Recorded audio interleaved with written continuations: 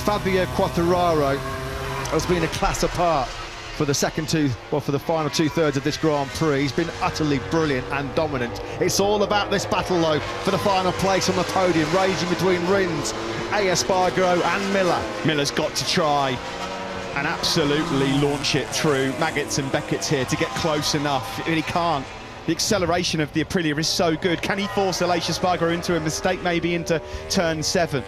Well, there was nothing between the pair's lap times going into this last lap. Aleix Espargaro, 2:01.369, slightly slower than Miller, who did a 2:01.316. The gap between them over the line at the start of this last lap was just over 3.5 tenths.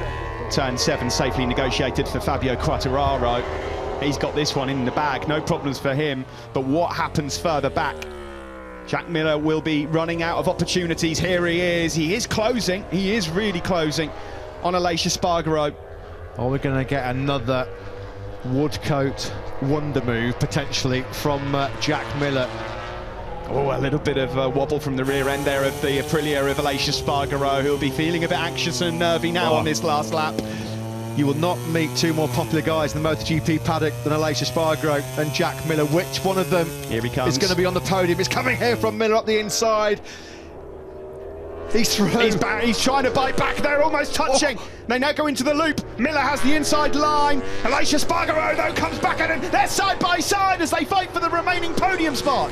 Through Aintree, and it's Aleix Espargaro that will have the advantage. It shows how desperate he is for that first podium finish for the factory Aprilia team. Look at the tight defensive line that Aleix Espargaro now runs into Brooklands. He'll have to keep it tight on the inside as well. Can the Ducati and Miller use the power through Luffield or Woodcote? Aleix Espargaro, what, 200 metres away from history? The checkered flag is out, and Fabio Quartararo is the British Grand Prix winner. Alex Rins is back on the podium in second, and Aleix Espargaro does hold on to take Aprilia's first podium in the modern MotoGP area, ahead of Jack Miller. Paul Espargaro's 5th, Binder 6th, 6 different manufacturers in the top 6 as well. But they have all been smashed to pieces here today by the World Championship leader, Fabio Quartararo.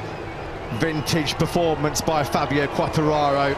A great home crowd reception for Cal Crutchlow, who takes the checkered flag in 17th place. He actually finished ahead of the incredibly fast-fading Valentino Rossi. Rossi's last lap was a 2:05.2. Major problems late on for Valentino Rossi. Pecco Bagnaia limps home in 14th place. What a moment. Soak it up, Aprilia. Soak it up, Aleix Espargaro. Unforgettable scenes for the Nawali factory. They've had some really turbulent, torrid times since returning to MotoGP in 2015. They came back at arguably the toughest time, the most competitive time in Grand Prix history, but it's their first ever MotoGP podium. We said the tears would flow. They certainly are already. That's great to see. Thumbs up from Albiciano. Romano Albiciano there, the technical director at Aprilia, and his small army of engineers back in Nawali. What a fantastic job they have done. All weekend, Aleix Espargaro said it could be this weekend, it could be here at Silverstone, that we finally get that first top 3.